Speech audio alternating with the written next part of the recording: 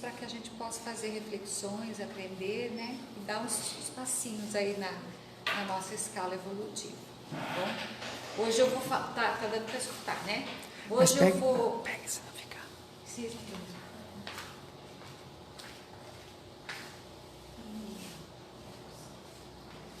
Hoje, o tema que eu trouxe, né? Que eu trouxe não, que a Viviane propôs, foi embasado no livro Reforma Íntima Sem Martírio, da irmã Cida Fogo, no capítulo 18, tá? O tema é Fé nas Vitórias. Então, nós vamos falar bastante sobre fé, né? Vamos nos embasar no que é fé, como a gente pode estimular a nossa fé e o que nós precisamos construir dentro de nós para que a gente tenha a fé que Jesus nos ensinou. Nas vitórias, que vitórias são essas? Nossas vitórias íntimas, né? Que é para isso que a gente está aqui, né? As metas nossas são sempre essas, a do Espírito, né? A principal é a do Espírito, né? Então, vamos começar sempre com Jesus, né? Porque Ele que é o nosso mestre, Ele que é o nosso guia, o nosso norte, o farol que ilumina a estrada da nossa vida. Então, eu trouxe aqui a passagem de Jesus, de uma de suas curas, né? Milagres, né? Que fala do Evangelho, que foi retirado do Evangelho segundo o Espiritismo, no capítulo A Fé Transporta Montanhas e o Poder da Fé. E Jesus fala, né, aqui nessa passagem, um pai procura os discípulos para que curasse o seu filho lunático. Ele caía diversas vezes no fogo, diversas vezes na água, vivia no mundo da lua. Lunático quer dizer, vivia no mundo da lua, né? E os discípulos não conseguem fazer nada por esse irmão. Então, ele vai até Jesus. Na verdade, Jesus está indo na casa de Jairo curar a filha de Jairo. E esse pai corre até Jesus, né? Assim, um sentimento de piedade, de pedido, né? Por esse filho. E ele pede a Jesus. E ele fala que já foi como os discípulos e esses não o curaram. Jesus, então, consegue expulsar o demônio. Na verdade, hoje, né, com o entendimento que nós temos, com a compreensão que nós temos da doutrina, nós sabemos que, na verdade, ele estava obsediado, né? E lendo e estudando essa obsessão, era uma obsessão de vidas passadas. Então, obsediava não só o filho, como toda a família, né? E Jesus faz, na verdade, um encaminhamento para esse irmão, né? Na verdade, ele encaminha esse espírito que estava obsedando esse irmão nosso.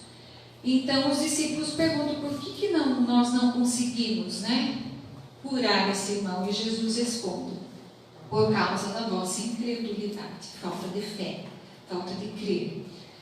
Pois em verdade vos digo, se tivesses fé como um grão de mostarda, direis a essa montanha: transporta-te daí para ali, e ela se transportaria e nada vos seria impossível. Está em Mateus capítulo 17, versículo de 14 a 20.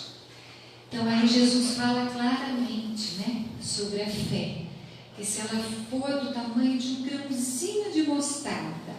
O que vocês entendem quando ele fala assim, se a sua fé for do tamanho de um grãozinho de mostarda, você é capaz de transportar montanhas? O que vocês entendem por isso? Alguém? Pode ser uma fé bem pequenina, porque a semente é bem pequenininha, né? Então, se a gente quer, pelo menos uma agulha da fé, a gente consegue o que a gente quer. Isso mesmo, né? Ele quer dizer que a semente da mostarda, ela mede 2 milímetros, bem pequenininha. E ela se transforma nessa árvore maravilhosa. Olha que coisa linda, maravilhosa. O poder da nossa fé. Mesmo que ela seja bem pequenininha, tenha 2 milímetros, ela se transforma nessa coisa maravilhosa que produz frutos, que produz sombra, que produz folhas verdes, que é capaz também de fazer a fotossíntese, né? Limpar a atmosfera terrestre. Então, é exatamente isso que Jesus quis dizer. que nós temos já a fé em germe latente. Mas se a gente conseguir fazer com que ele se transforme numa sementinha, a gente já consegue transportar montanhas. Que montanhas seriam essas? Os desafios, as conquistas. Os desafios nossos, os nossos desafios, né? Porque tudo o que Jesus falava diz respeito a nós. O que ele veio fazer? Ele veio ensinar a humanidade a fazer o bem. Ele veio trazer o bem. Ele veio ensinar, fortalecer essa fé para que a gente possa proporcionar esse bem em nós, né? Transformamos numa árvore e a árvore produz frutos para a humanidade, né? Para os desafios materiais também, né? Então, os primeiros desafios, vamos sempre lembrar, somos espíritos, não somos corpos, somos espíritos encarnados num corpo material. Então, nós vamos tratar o nosso espírito. Então, o que quer dizer? A fé não precisa ser grande, pode ser pequenininha, porque esse grãozinho aí, é capaz de transformar naquela árvore maravilhosa. E para vocês, o que quer dizer fé?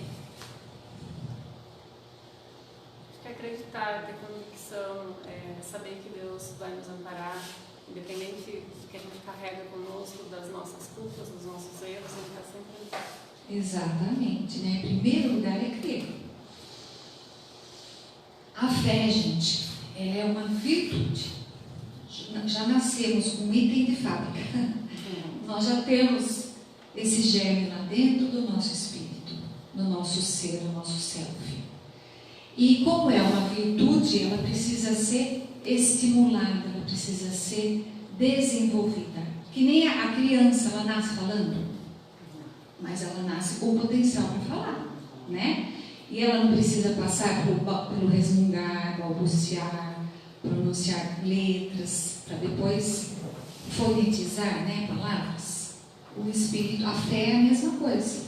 Nós fomos criados com essa semente potencial, com essa virtude, mas não se desenvolve de forma rápida, né? De um dia para o outro que eu vou desenvolver a minha fé, aquela fé do tamanho do grão de mostarda.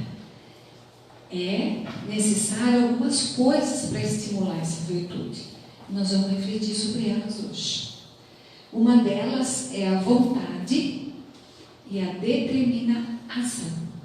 Então, assim, eu preciso querer desenvolver a minha fé. Eu preciso pôr ela em ação para que ela seja estimulada e se desenvolva e se transforme naquela árvore maravilhosa, cheia de frutos. E a sementinha, o primeiro movimento dela qual é? É morrer para a semente e nascer para a vida. Exatamente, é rasgar aquela casca dura. E quando ela rasga aquela casca dura, é o grãozinho de mostarda. Daí ela desce para as profundezas, enraiza, né? Para depois ela ascender e virar aquela árvore. Olha como a natureza nos ensina. Vamos fazendo as analogias, né? É deixar de ser semente para ser flor, para ser árvore, para ser fruto. Para muitas pessoas, fé é crença, e ela deve ser, esse é o primeiro passo. Eu tenho que crer em algo, né? Eu tenho que acreditar em alguma coisa ou em algo. E quando eu falo em fé, em quem eu tenho que acreditar? Em Deus. Que Ele é o nosso Criador. Que Ele fez todas as leis que regem o universo. Que Ele me criou. E que eu sou regido por essas leis. Essa é a primeira crença. Mas não é só isso. Para ter fé, também é necessário sentimento de confiança. Eu preciso confiar em quem? Só em Deus. Em você mesmo. E em mim mesma. Né? Deus ajuda em ser madruga. Bem, aquela frase. A gente pode analisar e refletir de diversas formas. Eu preciso da vontade da ação. Então eu preciso acreditar em mim mesmo. Que eu tenho esse potencial, que eu posso desenvolver, que foi dado por Deus. E é mais do que isso ainda. Não basta só crer, não basta só ter esse sentimento de confiança em Deus e em mim mesmo. É necessário mais alguma coisa. De acordo com a etimologia, a palavra fé tem origem grega, pistia, e indica a noção de acreditar, então é crer. E no latim, fides, que remete a uma atitude de fidelidade. Então é crer, sentimento de fidelidade, de confiança e fidelidade. Olha só, fidelidade. O que seria fidelidade? Ser fiel àquilo que Ser fiel àquilo que eu quero. Eu quero desenvolver a minha fé. Eu quero dar passos na minha evolução. Eu quero melhorar as minhas virtudes. Eu quero fazer essas virtudes crescer. E também ser fiel a quem? A Deus, as leis divinas. nos deu essa condição, né? As leis divinas que nos regem. Será que eu consigo ser fiel a essas leis? Amemos, né? Embora sejam perfeitas, né? As leis são perfeitas, nós que ainda não somos. E está tudo bem também, porque nós vamos chegar lá. Então, fé não se restringe apenas à crença, acreditar que eu posso. Eu preciso, primeiro, é que nem a semente. A semente por si só, ela gera, ela consegue se fazer árvore. O que ela precisa? Solo. Lembra da semente jogada em solo árido? Pegou? Solo fértil é o crer, né? Ela precisa da luz do sol, da luz divina, se abastecer diariamente. Ela precisa de água, dos recursos da natureza. A fé também é essa sementinha. E nós precisamos também acreditar, ter a crença que Deus é o nosso Pai, que criou todas as leis e nós somos regidas por ela. E somos espíritos eternos. Confiar nessas leis.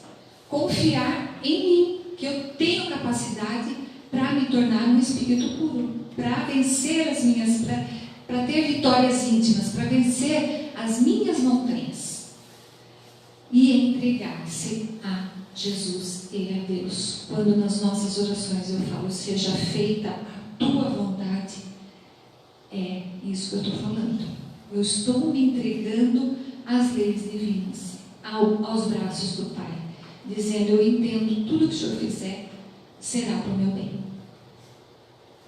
Esse é o começo, é o sol e a água, necessário para desenvolver aquela sementinha e ela se transformar num grãozinho de mostarda e ser capaz de remover montanhas, de quebrar aquela carapaça e poder ascender.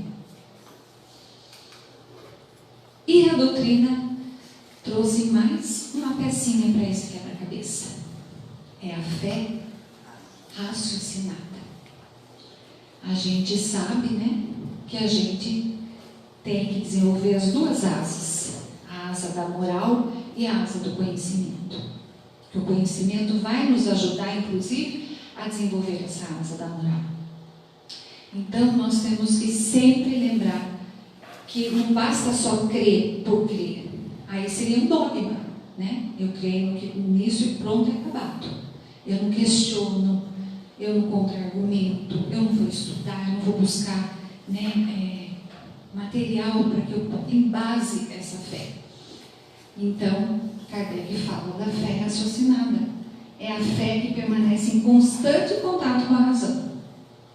Isto é, busca sempre um saber mais amplo, ela reflete sobre aquilo que está acontecendo, ela argumenta, ela se questiona. Então, se a gente pensar nas curas de Jesus, não foram milagres, porque nós já estudamos na doutrina o efeito, a causa de cada cura, né? Aí está o conhecer, o compreender as leis e atuar sobre elas.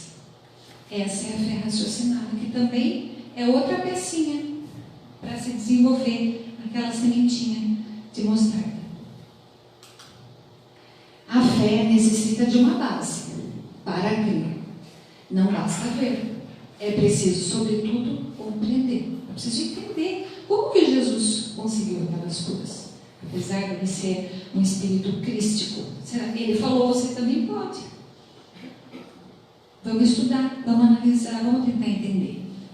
E ninguém tem certeza senão porque compreendeu. Eis porque ela não se dobra. Allan Kardec. Isso é fé raciocinada. Passa sempre pelo crivo da razão, da compreensão, do questionamento. Tudo bem? Então, nós acrescentamos mais uma pecinha no quebra-cabeça. É preciso crer, acreditar, confiar, entregar e compreender. Basta só crer? Não. Basta só crer e confiar? Não. Basta só crer, confiar e se entregar às leis de Deus, ser fiel a essas leis, ser fiel consigo mesmo? Não. Já é um passo, mas não basta. Eu preciso entender o funcionamento dessas leis, no mundo também, no mundo material. Então, nós vamos falar sobre fé e embasar essa fé com essas pecinhas que nós acabamos de falar, pensando nas curas de Jesus, fazendo uma analogia com as curas de Jesus, que foram muitas, né? Nós já falamos no começo do filho lunático, que na verdade era o filho obsessivo, né? Ele estava passando por uma obsessão. E eu trouxe para a gente fazer essa reflexão a cura da mulher hemorrágica, que também fala muito de fé. Então a história dela era a seguinte: ela tinha uma condição, né, biológica, fisiológica, que ela estava tendo hemorragias há 12 anos. Então você imagina a fé de uma pessoa que está há 12 anos tentando a cura. Como que está? Se ela só crê e não consegue encontrar a saída, a luzinha vai apagando, a sementinha vai perdendo força. Mas ela estava acuada, já fazia 12 anos que ela tentava de tudo, ela já tinha esgotado todos os seus recursos materiais em busca de uma solução e todos os seus recursos psíquicos também. Se ela só cresce em Jesus e em Deus, a luzinha dela estava bem fraquinha. E ela estava discriminada da sociedade, porque uma mulher nessas condições na época, ela era considerada impura, ela não podia se misturar com o povo. E se alguém a tocasse também, se tornaria impuro também. Então ela ficava acuada num cantinho assim, bem marginalizada da sociedade, até que um dia os discípulos, quem assistiu The Chosen faz essa passagem, os discípulos andando por um caminho encontram com ela, perguntam para ela, ela fala, não me toque, não chegue perto de mim, eles entendem o que ela tem, e eles apresentam Jesus para ela. Ela conhece Jesus. E quando eles apresentam Jesus, Jesus é a boa nova, é o Evangelho. A luzinha já acende. E já começa a vibrar aquela luzinha da fé. E aí ela fica pensando no cantinho dela, se eu conseguir chegar perto de Jesus, se eu conseguir tocar as suas vestes, a franja da sua túnica, porque a túnica, eles tinham essa mania, não era mania, era uma condição, eles faziam franjas na túnica, porque no Velho Testamento falava, né, Isaías falava, façam franjas para lembrar dos 10 mandamentos, para estarem sempre em contato, lembrando dos 10 mandamentos, das leis divinas, lembra que a gente lembra e confia nas leis? E ela pensou, se eu puder tocar nas vestes de Jesus, porque ela sabia que ela não podia tocar nele, porque ela estaria deixando ele impuro, apesar dela não conhecer o poder crístico de Jesus. Então ela falou, se eu puder pelo menos tocar na franjinha da veste de Jesus, eu creio que eu serei curada. Então Jesus está indo para a casa de Jairo, curar a filha do Jairo. E aí ela vê Jesus no meio daquela multidão, e aí ela já estava crendo, ela já estava confiando, ela se entrega naquela multidão, ela rompe aquela casca do medo e da vergonha, e ela tem um movimento de crescer para as profundezas, né, de Falou, eu vou enfrentar esse povo, eu vou enfrentar essa multidão e vou tocar nas vestes de Jesus. E toca nas vestes de Jesus. Nesse mesmo momento, a hemorragia cessa. E Jesus sente que dele sai uma força. E na mesma hora ele para, ele estava no meio da multidão. E ele pergunta para os discípulos, quem me tocou? Os discípulos, como assim? Quem te tocou? Nós estamos no meio da multidão. Muita gente te tocou. Ele falou, mas alguém especial me tocou. Porque de mim saiu, né, ao fluido, aquele magnetismo, aquele poder que ele tinha, da cura que nós temos também. Né? Ele era crístico, nós temos que ter vontade. Né?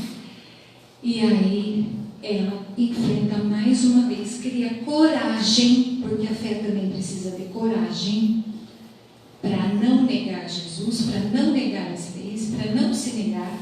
Né? Os primeiros cristãos tiveram que ter muita coragem para enfrentar, né, os romanos, apesar de estarem ameaçados, porque eles tinham uma fé inabalável nas leis, em Deus e em Jesus. E ela precisou criar essa coragem. Nós também precisamos criar a coragem da fé para nos enfrentar, para enfrentar as nossas montanhas íntimas.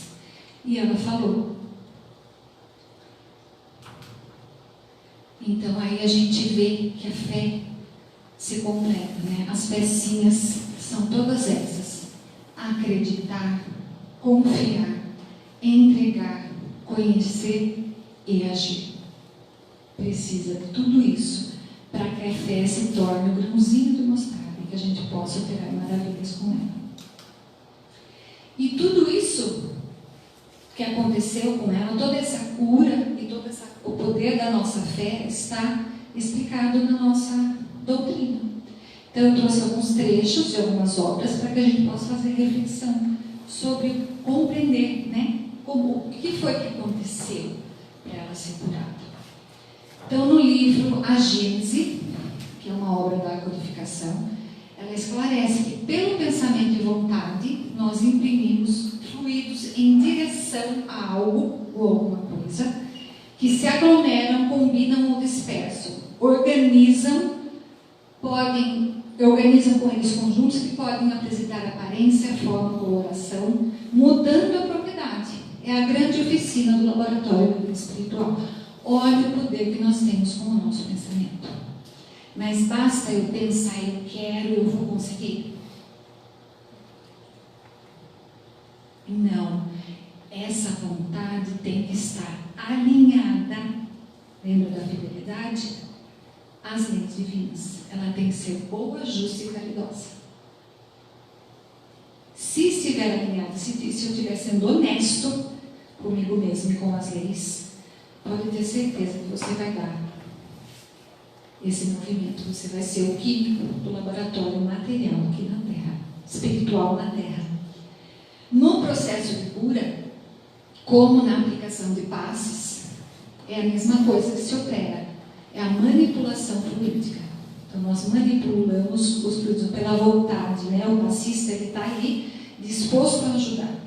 Então ele tem o magnetismo dele, e às vezes só dele não é necessário. Ele utiliza o magnetismo, né? Os espíritos superiores ajudam nessa tarefa, né? E nós, os passistas, conseguem transmutar, carregar aquele irmão com fluidos benéficos, provocando até a cura, se for permitido por Deus, porque tem que estar os dois lados alinhados, né? A vontade de quem está recebendo em se curar, lembra da vontade? E de quem está aplicando esse fluido.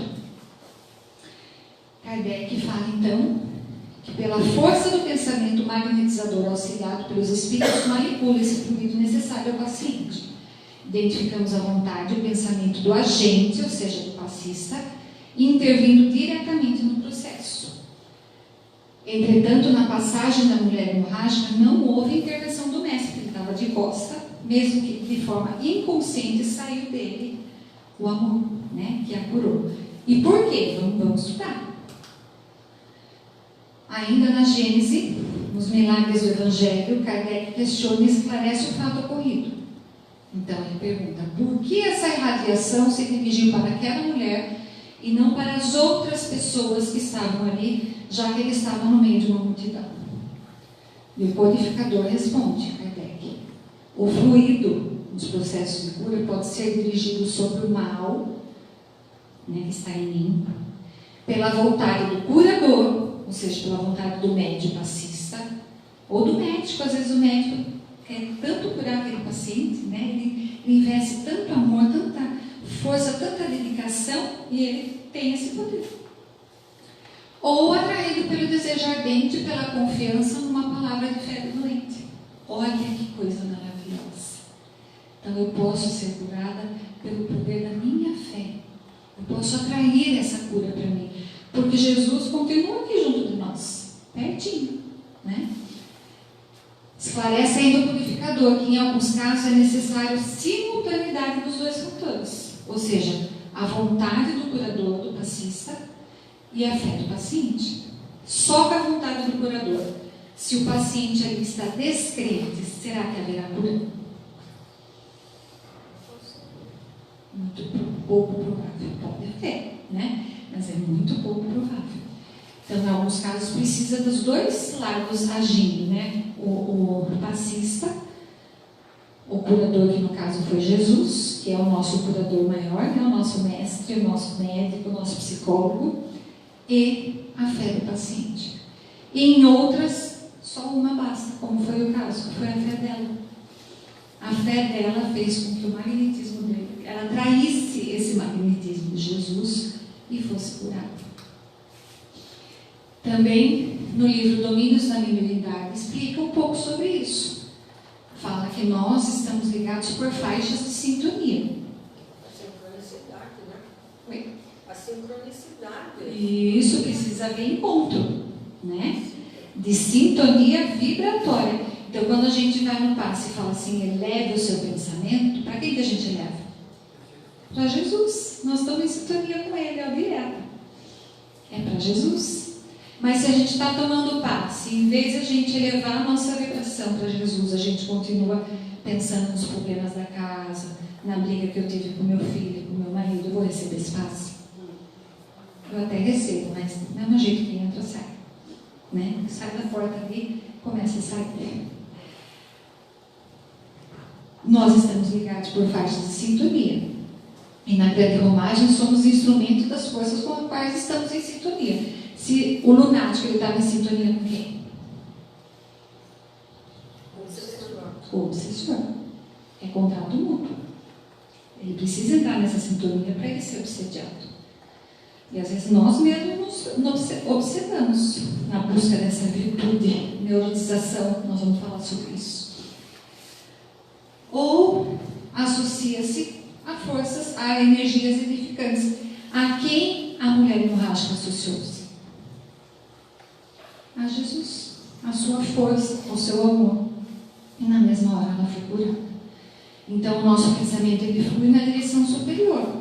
Ou as forças perturbadoras e deprimentes, se ainda estamos nos escravizando às sombras da vida primitivista e torturada. Por que vida primitivista e torturada? Porque nós já passamos do mundo primitivo.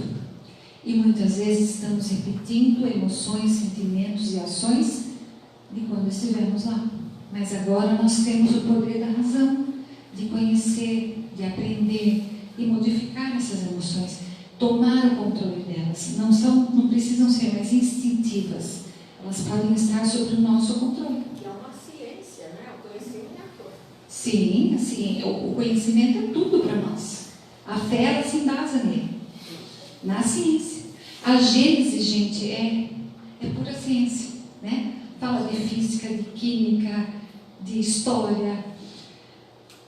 E aí eu lembrei muito dessa figura do nosso amigo Adriano Moreira, palestrante, médico, espírita, e ele fala, né, que a cruz, ela representa a madeira vertical, representa a necessidade nossa de ascender. A sementinha, ela não vai para as entranhas para depois ela ascender para Jesus, tornarmos espíritos puros, né, melhores, só com construções do bem. E a horizontal é o mundo. Nós estamos aqui no mundão. A gente vai para lá com os problemas e volta para cá. Vai para lá e volta para cá. A hora que a gente encontrar o caminho do meio, que é o caminho da ascensão, que é o encontro com Jesus, que foi o que ela fez, foi ao encontro de Jesus. Aí a gente consegue ascender. Ele fala, a cruz do Cristo é o símbolo arquetípico da conexão espiritual e vida. A horizontal humana se encontra com a vertical e divina, em uma intercessão de amor incondicional. Então, olha lá, ou eu me ligo às forças perturbadoras do mundo, fico aqui, ó, só na faixa vertical, na faixa horizontal, andando para lá e para cá, para lá e para cá, como barata tonta, ou eu escolho o caminho estreito e reto e ascendente. Mas difícil, a gente normalmente fica aqui, ó, até a gente encontrar o caminhozinho, né? Mas tá tudo bem também, tá? A nossa personagem do Evangelho buscou através do pensamento, da vontade, a cura. Não sabemos a edificação moral dela no momento que ela foi até Jesus, como era a sua moral, né? Mas teve permissão através das leis divinas para a cura dessa lei, né? Da fé, de crer, de se entregar, de confiar e de agir, de conhecer Jesus e de agir.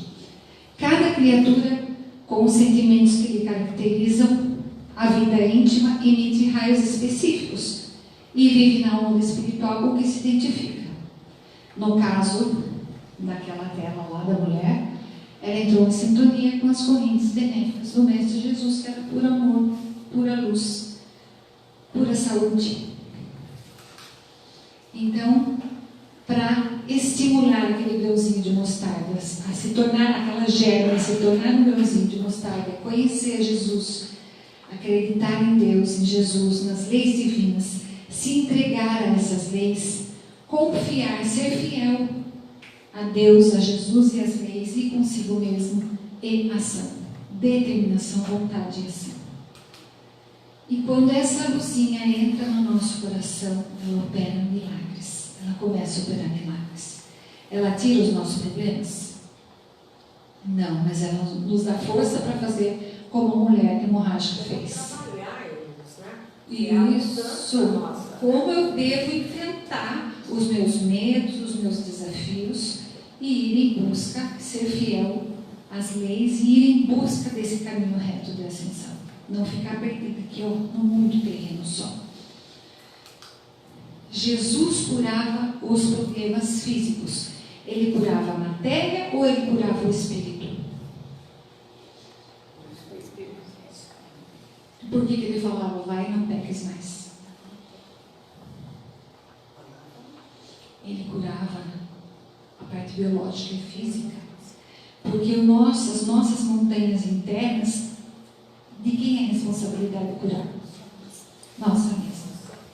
É nossa. Ele curava o corpo, porque as doenças começam no espírito, no psique.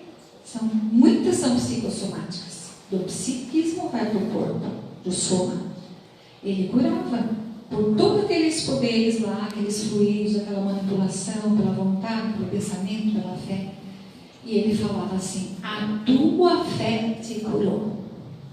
Foi a fé da pessoa que curou. Vá e não peques mais. Porque muitos voltavam a adoecer. Porque não faziam as mudanças necessárias no seu íntimo, no seu espírito. E essa é a responsabilidade nossa. Jesus está ali, ó. Vamos, estou aqui para te ajudar. O solzinho aqui, ó. Mas quem tem a responsabilidade de romper com a casca e acender? Nós mesmos. As curas conduzidas por Jesus visavam muito mais que a restauração da saúde. Era para trazer a fortificação da fé, para nos ensinar, ele falava, né? É para te deixar forte. Para fortificar na fé em Deus e assim estar preparado para os embates da edificação espiritual. Essas são as vitórias. A nossa reforma íntima é a nossa meta. E a fé que a gente tem que depositar é na vitória, que nós vamos romper essa casca. Posso só fazer um comentário? Eu acho que a fé, assim, a fé verdadeira mesmo, ela Porque você está ali com um problema, com um desafio, e fica numa aflição, né? Num estresse, num desgaste. Mas quando você tem essa fé verdadeira, aquilo passa, você fica em paz. Primeiro você fica em paz, depois começa a buscar como resolver aquele problema. Mas né? sai a angústia. Sai a angústia. Você confia. Exatamente. É aqui que fortalece. Fortaleceu, você vai criar força, como a mulher hemorrágica criou, de enfrentar a multidão, de enfrentar a vergonha dela, né? A culpa de estar ali no meio, se ela torna os outros impuros, né? E agir. Então é aquela fé que fortalece, que fala assim, não, eu vou conseguir, eu vou superar, eu vou ver o que isso daqui quer dizer, o que isso está falando comigo mesma, esse desafio que é me proporcionar o quê? De aprendizado, do meu espírito, porque tudo diz respeito ao nosso espírito. E a reforma íntima, então, são as nossas vitórias, né? A vitória que nós queremos. Assim como qualquer outro projeto de vida, também exige otimismo e fé. Não adianta ficar naquela posição de vitimista, eu sou assim, eu nasci assim, cresci assim, fatalista, né? Eu posso mudar, eu posso ser feliz. Foi para isso que eu fui criado. Será concretizado através de uma relação de confiança, o confiar, né? Eu creio que eu posso, confiar que eu posso, confiar em mim mesma, confiar que eu ser leal, eu vou seguir as leis divinas e alcançar essa vitória.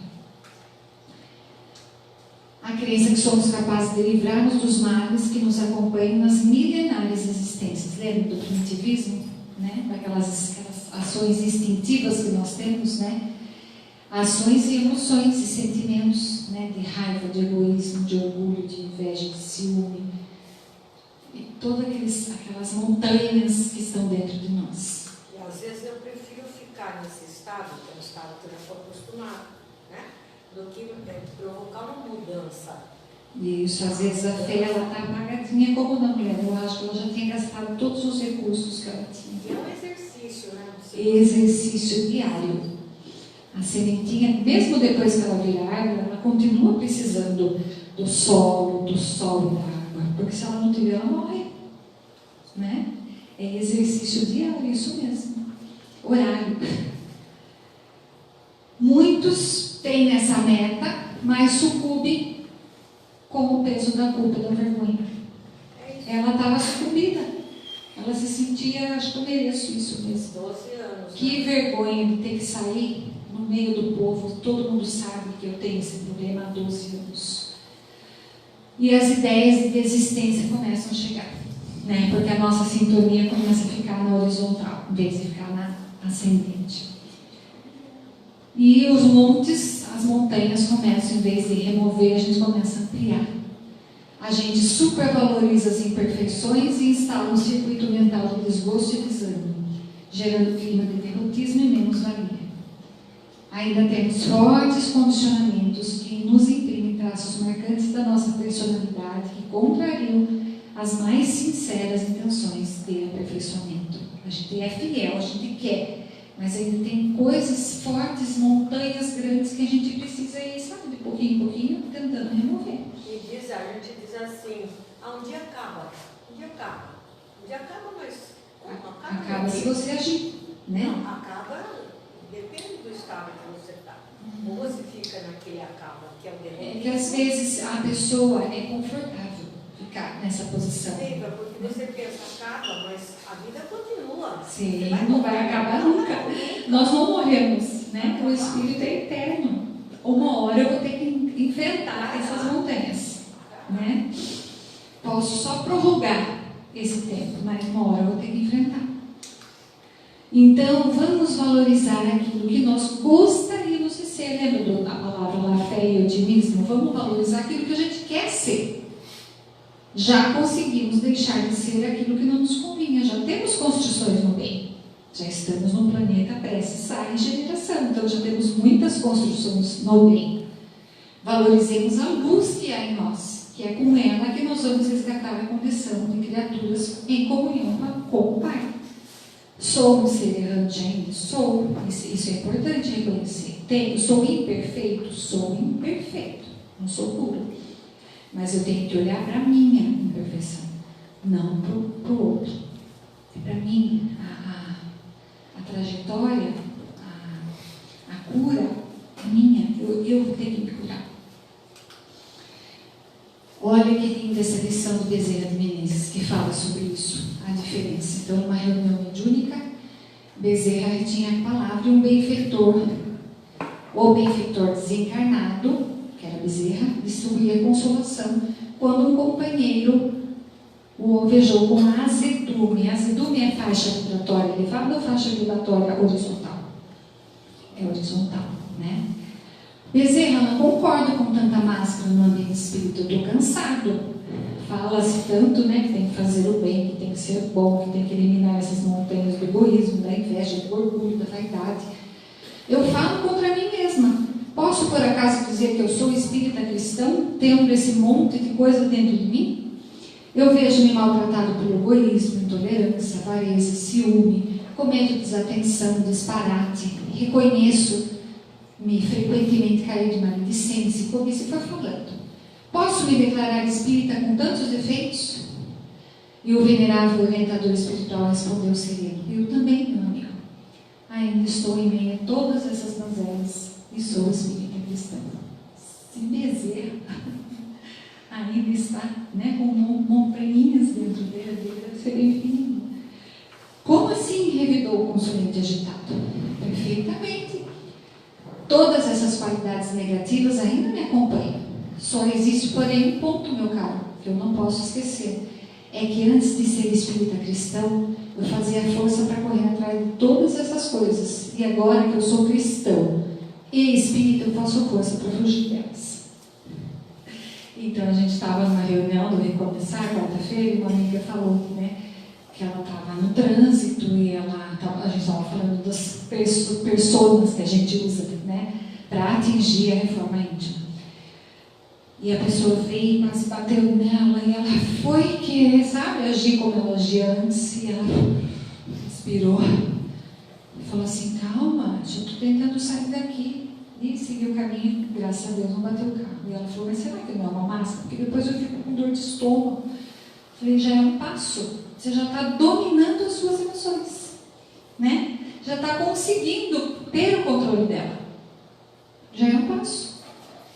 Não tirou totalmente, mas já está tentando, né? Pode ser que num outro momento ela caia, né?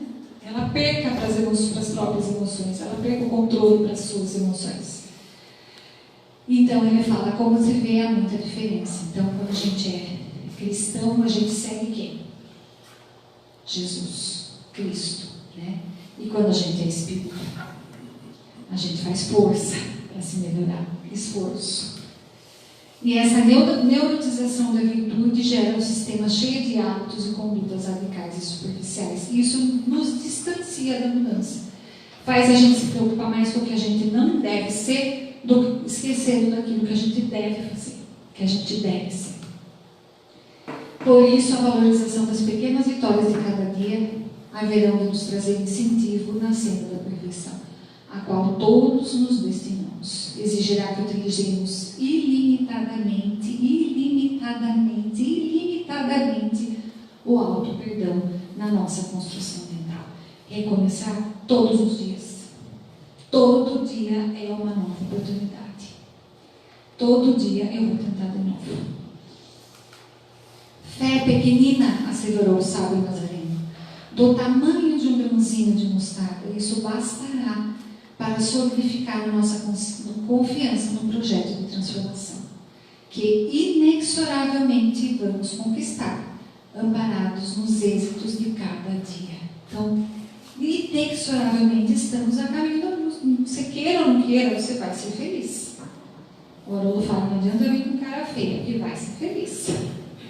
Né?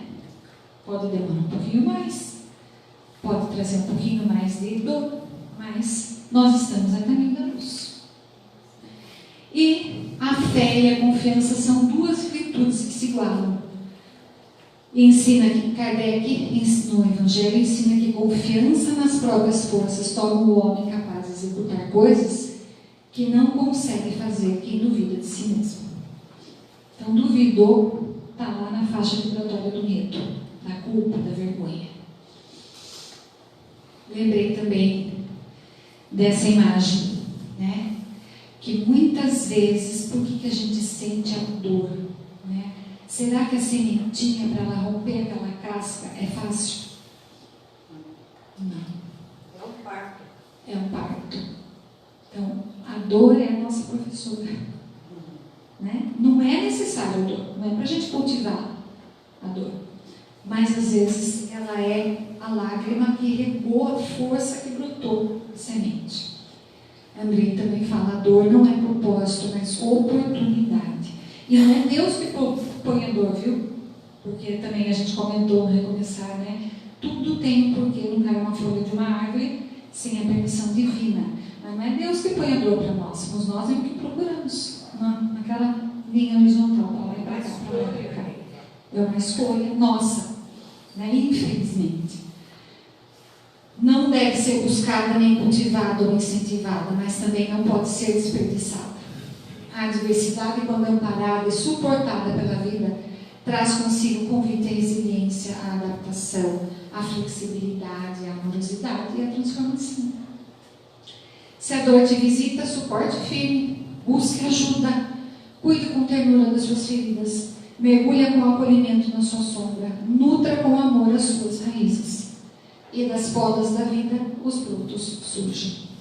Olha para você, acolha essa tristeza, acolha essa dor, pede ajuda. Nós precisamos uns dos outros, pede ajuda da matéria, pede ajuda espiritual. Não fica quietinho não, que nem a mulher hemorrágica ficou.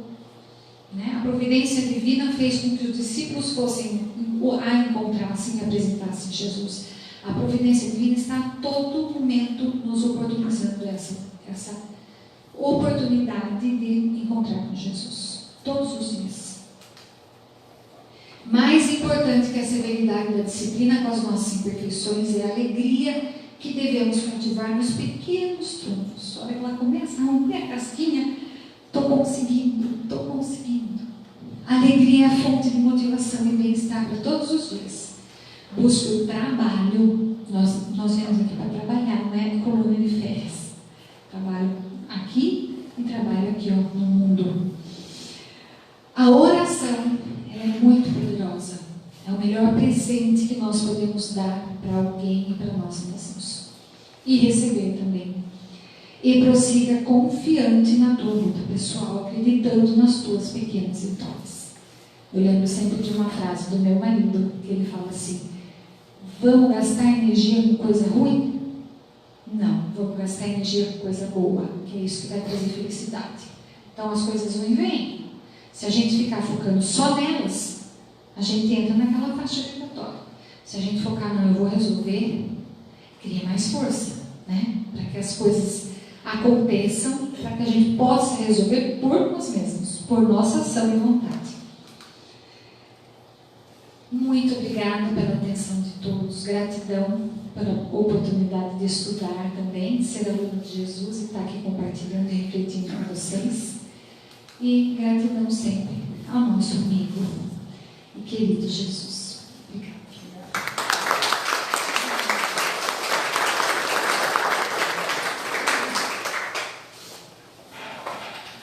Viu como valeu a pena sair da caminha? Tá? Né? Graças a Deus, né?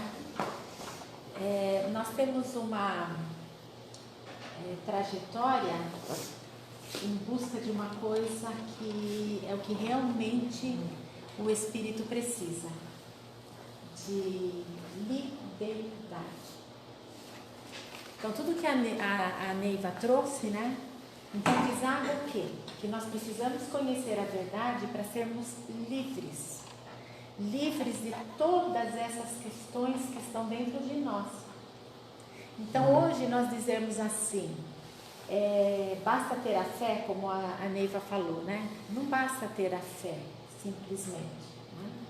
Eu preciso olhar para mim, me acolher, enxergar que eu sou, compreender que as angústias, as dores, tudo isso faz parte de mim e faz parte de um processo importantíssimo. É as ferramentas para a minha libertação. Então a dor é divina, né? Sem a dor nós não nos movimentamos, né? Então Deus proporciona esse desafio para que a gente desperte, né? Então é como a borboleta, ela sofre muito para sair do casulo, sente dor, né? Sente dor, a gente sabe disso. Mas quando ela rompe a casca, ela voa, né? E a gente fica em busca dessa liberdade extremamente equivocada, essa liberdade egoísta que a gente tem, né? Hoje mesmo, ontem eu vi, todos nós temos direito de reclamar indenização pelas questões que aconteceram ontem, né? As questões que aconteceram ontem foram climáticas, né? Foi o quê? Um desafio necessário para nós. E a primeira coisa que o homem pensa é em buscar os recursos materiais a seu favor, né? Alguém pensou aqui nos homens que amanheceram trabalhando em situação de risco? Né? Subindo em árvore, cortando árvore, né? Mexendo em postes à noite. Alguém orou por eles? Alguém pensou nisso? A gente pensou mais na carne que estava na geladeira, no filme que a gente não pôde assistir, né? A internet que foi tirada de mim, que se a gente tivesse olhos de ver, que delícia a luz das velas para nos reunirmos em volta da mesa e termos um acolhimento familiar que fazíamos lá com nossos avós e os nossos pais, né? Porque eu mesmo na hora fiquei perdida sem a internet, né? Mas o que nós vamos fazer nesse escuro? Não tem como, né? Como nós somos ainda equivocados, extremamente equivocados, né? E nós precisamos fazer o quê?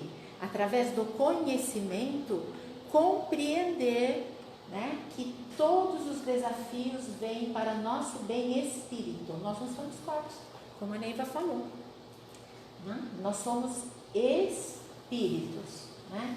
Espíritos que estamos aqui para vivenciar desafio.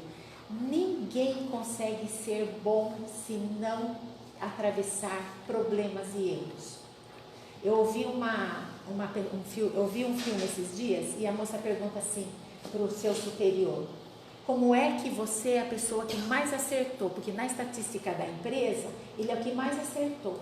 Ele falou assim: vai pesquisar quem mais errou primeiro. Aí ela ficou assim: como assim? Aí ela foi pesquisar, né, quem mais errou primeiro. Aí ela voltou e falou para ele assim: eu não consegui descobrir quem mais errou. Ele falou: sabe por quê? Porque as pessoas só dão importância para quem acertou. Só que eu errei tanto que eu aprendi como é fazer direito. Porque se eu não tivesse errado, eu não saberia como fazer o certo. Eu vi uma fala do Ed Sheeran também, aquele cantor, falando sobre o sucesso. Ele falou: o sucesso não é nada. Ele não ensina nada. O que me ensinou foram os meus fracassos. Exatamente. E foram eles que me fizeram fazer sucesso. Isso. Então essa é a engrenagem da vida. A engrenagem da vida é nos dar a oportunidade de vivenciar desafios que eu ainda não tenho competência de vencer naquele momento, para que eu adquira através dos meus esforços. Por isso que a lei é justa. Não nos é dado o conhecimento de graça, nos é dado a potencialidade do conhecimento. Então é vivenciar a dificuldade, enfrentá-la com coragem, porque tenho confiança. Quem confia, a coragem vem, independente das dificuldades, a coragem vem, e eu aprendo e subo mais um degrau, né? Então, como que é? Reforma íntima sem martírio. Quem sou eu hoje? Sou quem eu conquistei com grandes esforços, gente. Não é porque nós estamos aqui ainda errando que não temos vitórias. Esta é a questão. Temos imensas vitórias, imensas. E através do esforço de quem? Do nosso esforço, né? E das oportunidades que Deus nos deu para vivenciá-los e chegarmos até aqui. Tá bem? Então que vamos em frente com fé e coragem, né? E com essa força. Lembrando sempre que o medo paralisa. Por isso que é importante aprender, conhecer e dissipar a ignorância. Bom, vamos agradecer então? Primeiro nós vamos para o passe. Hoje eu que vou fazer as vibrações. Então vamos lá? Bom, pedir a paz no mundo, né? Eu vou fazer só um preâmbulo aqui na paz no mundo, né? Pedir a paz no mundo é pedir a paz para nós mesmos, porque a paz no mundo é a soma da paz de todos nós, né? Então vamos vibrar pela paz no mundo e no Brasil, pelos enfermos do corpo e da alma, pelos sofredores que ainda desconhecem as leis de Deus, pelos desesperados e pelos que tentam abreviar a vida, pela confraternização religiosa, pela expansão do Evangelho, pelos espíritos que estão reencarnados com tarefas definidas, pela Casa Bezerra de Menezes, que nos acolhe e que nos proporciona aprendizado, pelas crianças assistidas pela Casa Bezerra de Menezes e seus familiares, pelos trabalhadores do bem, pelos nossos lares e por nós mesmos. E vamos vibrar por todos aqueles, Senhor, que lutam para vencer a si mesmo, que lutam, Senhor, para o bem de tantas pessoas que são marginalizadas, que são, Senhor, vítimas dos nossos preconceitos. Vibramos por nós também, Senhor, que ainda temos tantos preconceitos, que olhamos para os nossos irmãos vendo diferenças que não existem, Senhor. E que possamos, Senhor, olhar para dentro e ver que somos muito parecidos uns com os outros. E pedimos, Senhor, neste momento, que nos abençoe, que nos auxilie a levar todo esse conhecimento para casa, Senhor, e que esses conhecimentos possam ser acolhidos por nós mesmos, e que paremos, Senhor, de sempre olhar o defeito do outro, sempre olhar o não fazer do outro, sempre o julgar de tantos que aos nossos olhos são os que têm obrigação de resolver as nossas dificuldades e os nossos problemas, Senhor. Abençoa, Senhor, a cada um de nós, que daqui possamos, Senhor, levar para nossos lares a energia do amor, a energia da compreensão, a energia, Senhor, daquele que olha o outro como irmão, apesar de ser filho, apesar de ser marido, apesar de ser quem quer que seja, Senhor, mas são nossos irmãos e estão aqui para nos auxiliar a vencer esta experiência do berço ao túmulo. Que assim seja.